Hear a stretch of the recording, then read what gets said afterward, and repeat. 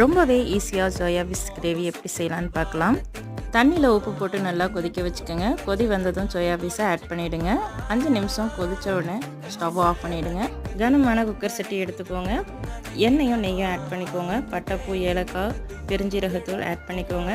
பெரிய வெங்காயம் 2, பிரிஞ்சி இலை, இஞ்சி பூண்டு பேஸ்ட் 2 டேபிள் ஸ்பூன், தக்காளி, பச்சை மிளகா, மிளகுத்தூள், ஜீரகத்தூள், கரம் மசாலா, மஞ்சள்தூள், மிளகாய்த்தூள், மல்லித்தூள் இது எல்லாமே ஆட் பண்ணி நல்லா மிக்ஸ் பண்ணி விட்டுருங்க. நெக்ஸ்ட்டு மல்லி இலையை ஆட் பண்ணிக்கோங்க. தயிர் 2 டேபிள் ஸ்பூன் ஆட் பண்ணிக்கோங்க, புளிக்காத தயிர். இப்போ நல்லா மிக்ஸ் பண்ணி விட்டுருங்க. நெக்ஸ்ட்டு நம்ம ஃபில்டர் பண்ணி வச்சுருக்க சோயா பீஸை ஆட் பண்ணிக்கோங்க. நெக்ஸ்ட்டு கழுவி விட்டு தண்ணியை ஆட் பண்ணிக்கோங்க. மல்லி இலை போட்டு குக்கரையும் மூடி போட்டு விசிலை எடுத்துடுங்க.